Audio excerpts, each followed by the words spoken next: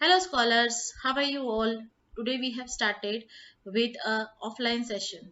In this English class, I have started lesson number 16 from Madhuban, relative clauses. In previous chapter, we have already learned about the clauses, that there are two main types of clause. That is, one is a main clause, one part of the sentence which makes a sense is known as a main clause.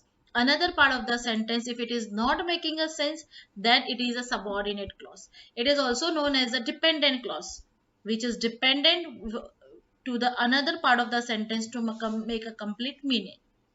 Here in in this lesson, we have also learned about the relative pronouns.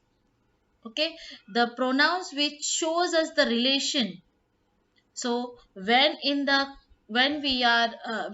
sentences, firstly we have to distribute the sentence with two clauses, and then we have to input our relative pronoun in it, and in that way you will get it our relative clause. And clauses, relative clause, you will always find out with the subordinate clause. Here's some example.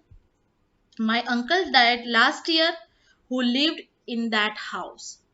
Now here we are talking about the uncle who lived in that house. So here the relation between uncle and house is shown with the help of who, which is a relative pronouns. We even solved the exercise A, that is the we have to make the sentence using the relative pronouns who. For example, architect. Architect, my uncle is architect who designs the building. Now here we are talking about the person who is architect and what the person is doing. Here the relation is shown. Second is, in some of the cases you will find out that relative pronouns are omitted when it is required.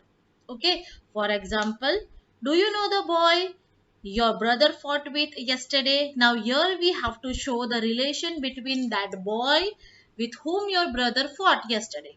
So which relative pronoun we will use? Whom. So how our sentence will be?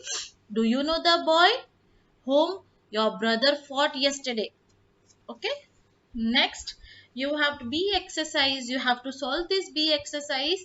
Input in some of the cases, not in all the sentence, but in some of the sentence you have to input some relative pronouns such as that, which, who. Next topic is preposition in relative clause.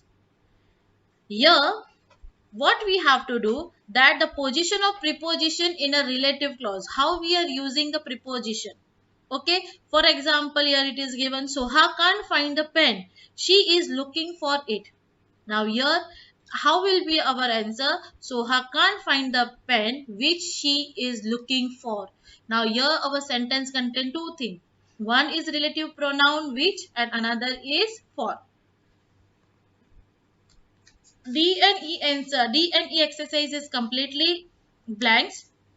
Fill in the blanks, where you have to fill up the blanks with the help of that, what, whose, whom, where. F exercise is exercise where you have to complete the sentence using the relative pronoun where. It can be your own thoughts and ideas. It is not something like that you have to copy from somewhere. This is your completely based on your ideas. Okay. Now next topic is joining sentences. Here what we have learned today, that there are two type of sentences, separate sentences. We have to combine both the sentence with with using relative pronouns, and we have to make a single sentence. How we will do that? Just see. A girl opened the door. She welcomed me warmly.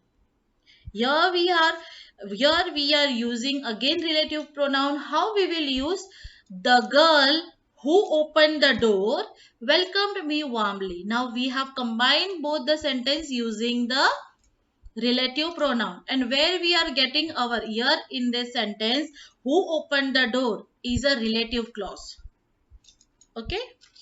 Next, H exercise is there.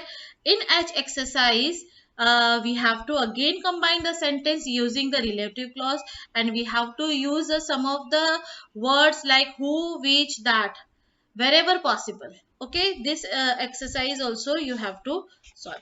Rest, the whole chapter is very short and very easy.